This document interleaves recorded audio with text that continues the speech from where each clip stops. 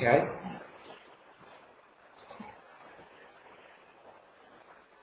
Okay. Another thing people enjoy doing is going jet skiing. Jet skiing. Okay? Now, we've spoken about jet skiing before, so we know what it is. And some people, if they live in areas where there is a beach, or they can travel to an area where there is a beach, okay, they love to try going jet skiing. It's very fun. People who love going fast, so if you love to drive fast, and you love water, then you are going to love jet skiing, okay? Because you're going super fast in water, and you're having fun. There's no traffic, no cars, no street lights, just you, your jet ski, the water, and the waves. So it's your chance to have fun, and it's your chance to get out there. So have you ever been jet skiing before? And would you do it? Okay? And where do you think people would go jet skiing? Where do you think? For example, in California, it's available. In Florida, it's available. Even in Brazil, okay, in cities close to the shore, like Rio, they have it. Okay? So those are places where you can go jet skiing.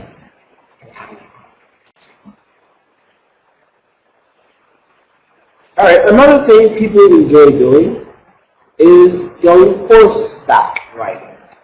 They go horseback riding. All right, horseback riding is when you ride horses and you just go along with them and you enjoy your time on a horse. No car, no street lights, just you, the horse, and nature. It's really fun. I myself, I love riding horses and I love racing. So I love to race with my friends and see who can ride faster, who can go faster, who can hold on longer on a horse. That's what I love doing. So have you ever been horse riding or horseback riding? Okay, some people make a little twist and they go and they ride camels. Okay, they ride camels. Alright, you know what a camel is now? Alright, a camel is known as the ship of the desert because they go so far and they carry so much. So, have you ever rode a horse before or a camel? And would you do it again? Yes or no?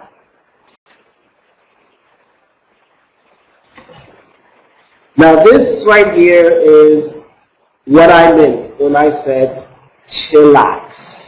Okay? This is called chillaxing. Okay? This is the word we made up in America called chillax. And as you see, there they are just relaxing on the beach. Okay? So relaxing on the beach. Okay? And I would call this right here chillaxing. So you just sit down on the beach and you're looking at the water, feeling the wind, the sun on your face, and you're just having fun. You're enjoying a moment of peace. No one is calling your phone. No one is saying, Daddy, Daddy, I want this. If you have children, they're all playing by the water, and it's your chance to finally relax and sit back and enjoy life. It's one of the best things in the world. It's just to relax by the beach. Okay, some people do not like to chillax. They do not like to relax. They want to do things the hard way. And so they like going mountain climbing. They go and climb a mountain. Now, for some people, they say, no, I'll never do that. If I fall, I don't know what could happen to me. But other people say, you know what? This is great.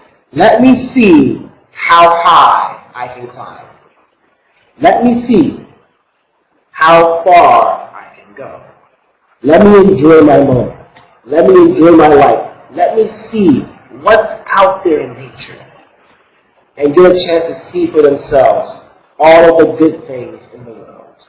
Okay, so some people go to climb a mountain. Other people like to go gather family and friends and go and ride an ATV. Okay? In some countries, they will call this go on a safari. Okay? Go on a safari. And when you ride beach buggies. Okay? They call them beach buggies. Alright? And you have fun driving them around and having fun being an adult child. So it's becoming a child again and just driving around on something new and something you don't get a chance to do back where you live, maybe, or back at the location of your residence. So you go out to do that. You go out to have that kind of fun that you like and ride an ATV or a beach boat. Okay? So have you ever been on one of these before? If you haven't, I suggest you should, because it's really, really fun to do. Now this right here is another one for people who do not like to relax. So sometimes people go to the beach and they try to relax, but relaxing is just not for them. Okay? And so they go kite surfing. They go kite surfing.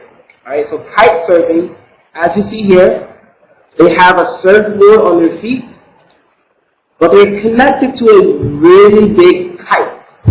It's like a parachute. Okay? And so the wind is very strong, and so it's picking them up, and they're trying to surf on the water at the same time.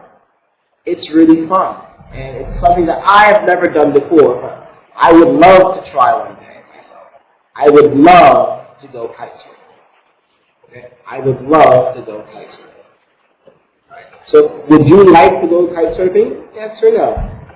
If so, why would you? If not, why not? Okay? So I would love to go kite surfing because I love the water and I love the air. Or I would not like to go kite surfing because I can't swim. Okay? So think of reasons why you do and why you do not. Other people, they like to gather their friends and family, and sometimes by themselves, and they go and they find a road. And they do what we call is hiking. Okay, they go hiking. And so they walk for a very long distance, maybe up a mountain, maybe around a forest or in a forest, or in any area. And they just go to enjoy walking. Okay? Enjoy walking and seeing nature. It's really fun. And they love to do it. So that's something that I myself, I enjoy doing. I remember one time going somewhere and climbing for over 3 hours up a very, very hard, a very tough mountain. But I did it because I wanted to catch the sunrise. And I did. And it was amazing. Okay, so it's really rewarding at the end of the day to see what you can do and how beautiful the world is when you go hiking. Another thing that people do is that they go by a lake.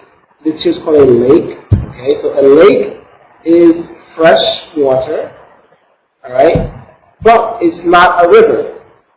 It's a bigger and more circular, so it's like a circle, okay, and this is what we call a lake. And when you hit a boat in a lake like this is called canoeing. Canoeing, okay? Canoeing. Now, we've also taken a word called kayaking, okay? So, canoeing versus kayak. All right, now what's the difference? Okay, the difference is the boat. Okay, in a canoe, all right, in a canoe you have, it's a small, or it's a boat for more than one person. Okay, so canoeing, it's a boat for more than one person. As you see here, there are 4 people in this boat. Okay? But kayaking is a boat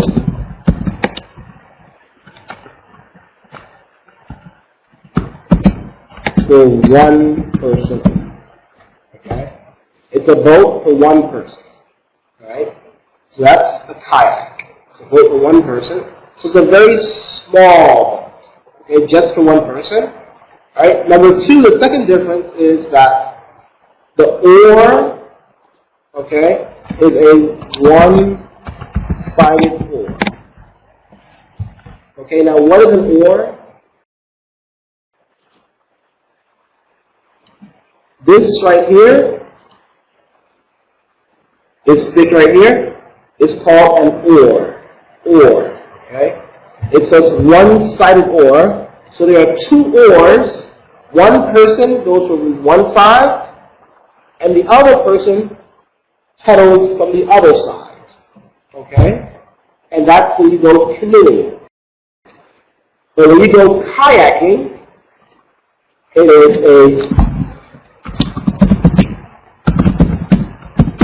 it's a double-sided oar.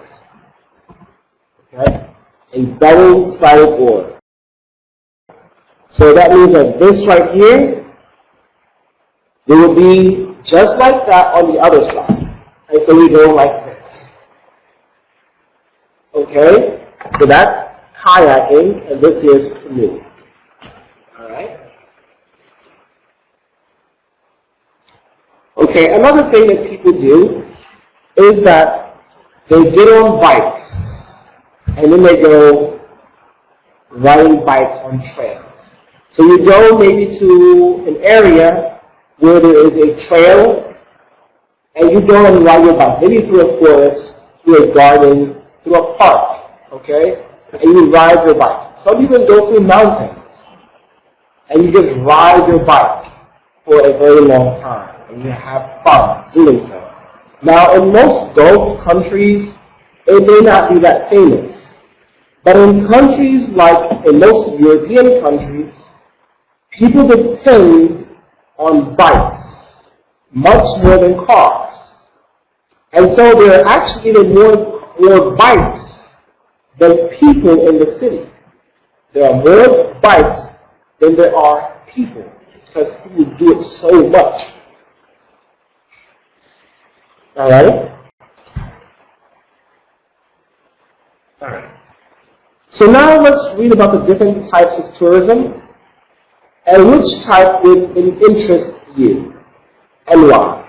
Okay? So there are 3 main types of tourism. Okay, 3 main types. The first type is called adventure tourism. Okay? Adventure tourism is a type of niche tourism. The word niche, okay, means specific. Okay? We've taken the word specific before. So it's something particular. Okay? So a niche. So for example, when people have stores, they must have a niche. Okay? So what is your focus? Okay, what's your focus? Okay, so if people do adventure tourism, they don't mix adventure and culture together because there are normally 2 different types of people. Okay? So people here love having fun. They love action. Okay? They want something that they will remember by being a thrill. That's what they like to do. Okay? So adventure tourism is a type of niche tourism involving exploration. So exploring, So seeing new things, okay? Or travel to remote areas. So you travel to a place where there's not many people, okay? And you get a chance to expect the unexpected.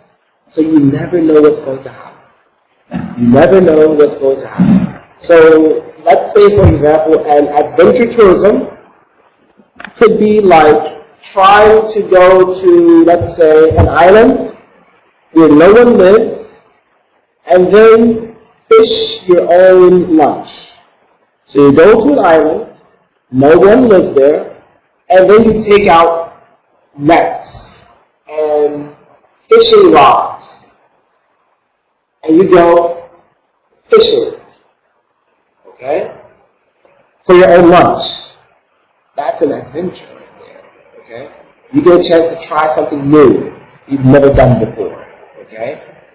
And as you see here, scuba diving, okay? Rafting, all right? This is called sandboarding, okay? Or sand surfing, all right? Or surfing in the water. All of that is an adventure, okay? The next type of tourism is cultural tourism. Cultural tourism, it means that you're going to begin to emerge into culture. You're going to emerge into culture, okay? So many Arab countries depend on cultural tourism, okay? Many Arab countries depend on cultural tourism, okay? So cultural tourism includes tourism in urban areas, particularly historic or larger cities, okay? And their cultural facilities, such as museums and theaters, mainly concerned with a country's or region's culture, especially its arts.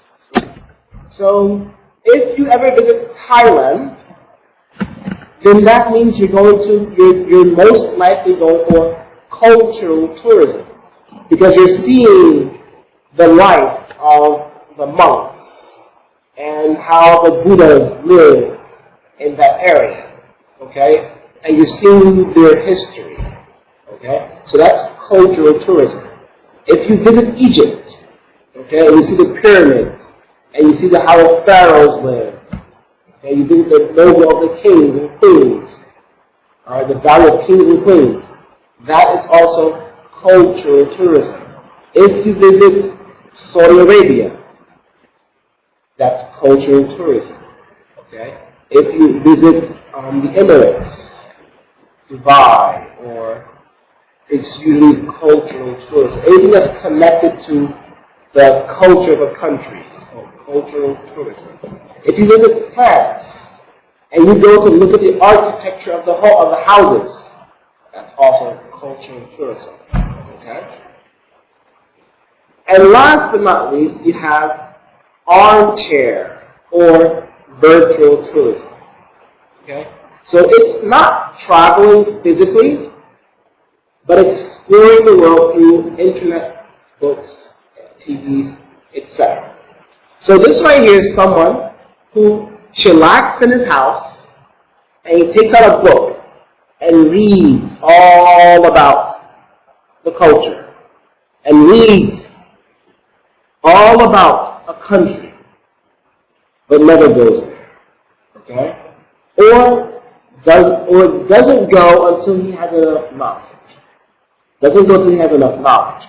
So that's another way of tourism.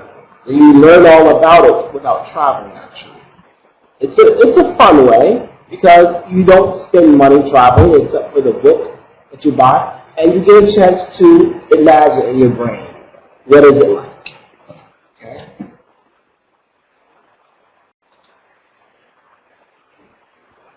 Alright, so for our grammar today, we're going to be learning about gerunds.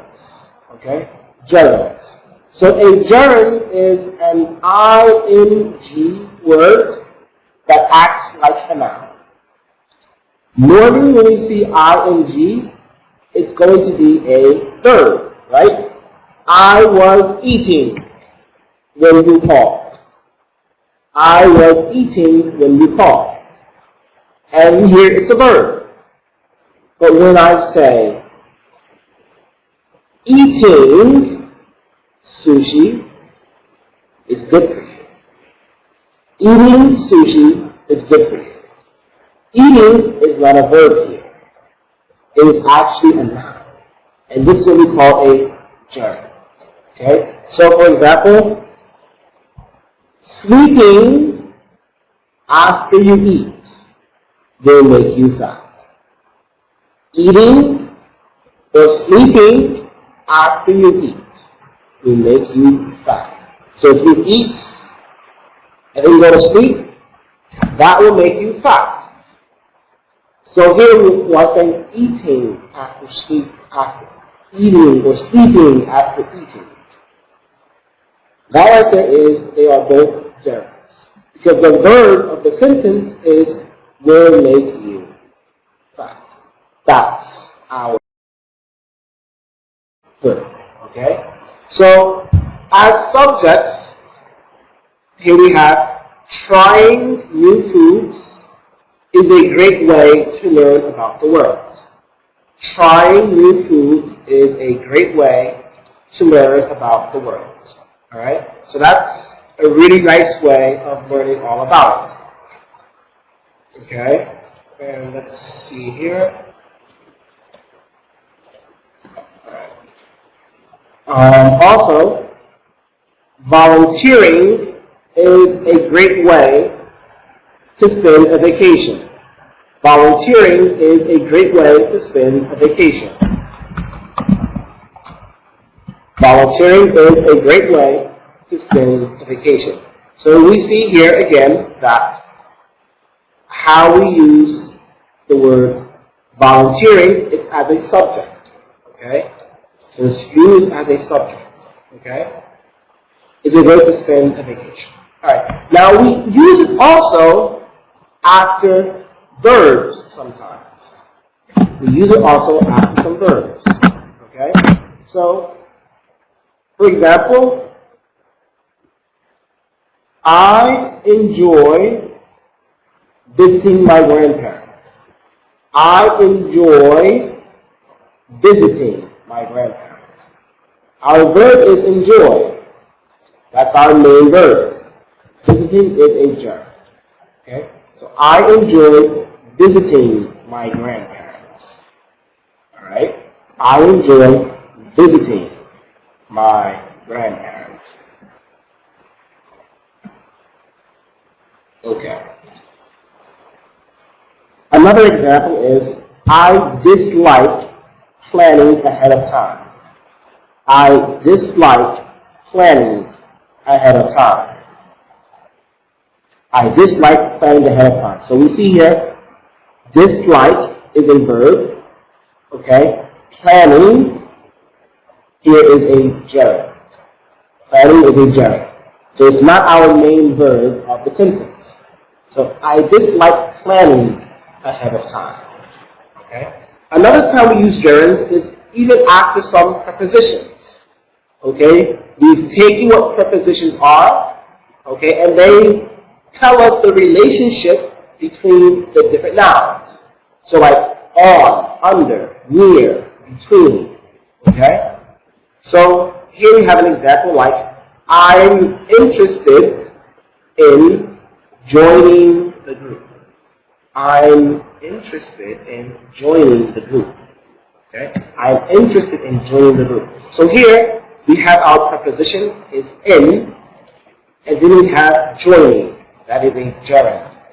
Okay, our verb for the sentence is interested. Okay, so I'm interested in joining the group. Another example, he's worried about saving Jill. He's worried about saving Jill. So our main verb is worried. About is a preposition. And then we have saving Jill. Saving Jill. Okay? Now, so we can understand gerunds a little bit more, I have a video for us to watch, and so we'll watch the video, and then we'll get back to do some exercises on gerunds. English Grammar, Lesson 27.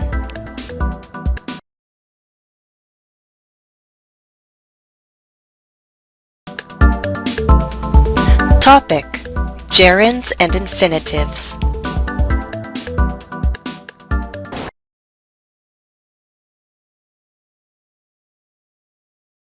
I love Halloween, not just October 31st, but before that too.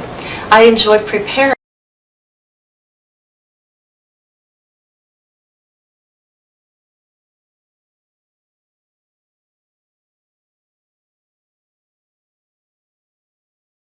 for Halloween. I like buying decorations and putting them up, and I like to make my own decorations. I made these little ghosts with my children. Last year, my son dressed up as a robot. I made that costume. This year, he is going to use a store-bought costume. However, my daughter wants to be a firefighter, and I've promised to turn her stroller into a fire engine. I'm going to use these boxes and somehow turn all of this into a fire engine.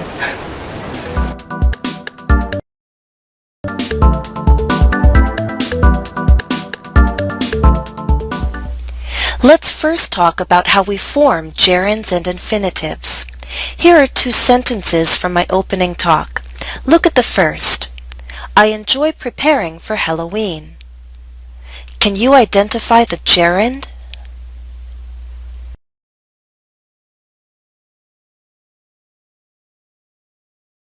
It's here, preparing.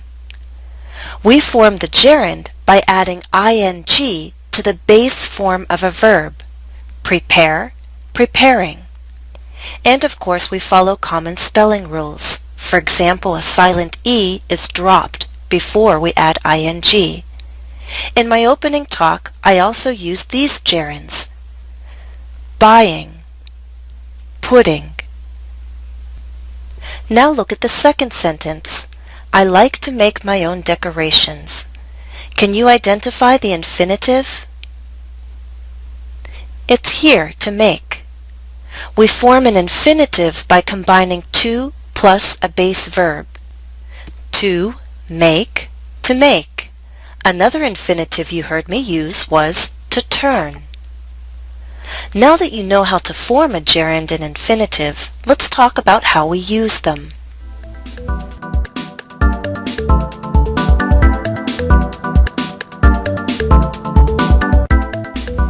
Gerunds and infinitives can have different roles, different functions in sentences. In this lesson, we'll focus on how we use gerunds and infinitives as objects of verbs, also known as direct objects. In our example sentences, we saw gerunds and infinitives as direct objects. Enjoy preparing, like to make. Gerunds and infinitives can appear all by themselves as the direct object, the object of a verb. But they can also appear in a larger phrase. In our first sentence, we don't simply have preparing, but preparing for Halloween. So the object of the verb is not just a gerund, but a gerund phrase. In our second sentence, we have the infinitive to make. But the object of like is not simply to make, but to make my own decorations, an infinitive phrase. So the object of a verb can be a gerund or a gerund phrase, or an infinitive or an infinitive phrase. At this point you might ask, well, can any verb that takes an object be followed by a gerund or infinitive? Let's try this quick exercise to answer that question. Let's read the sentence and then try to change it. For example, I enjoy preparing for Halloween. Could we also say, I enjoy to prepare for Halloween? No. Look at the second sentence. I like to make my own decorations. Could I also say I like making my own decorations? Yes. Third sentence. I've promised to turn her stroller into a fire engine. Could I say I've promised turning her stroller into a fire engine? No.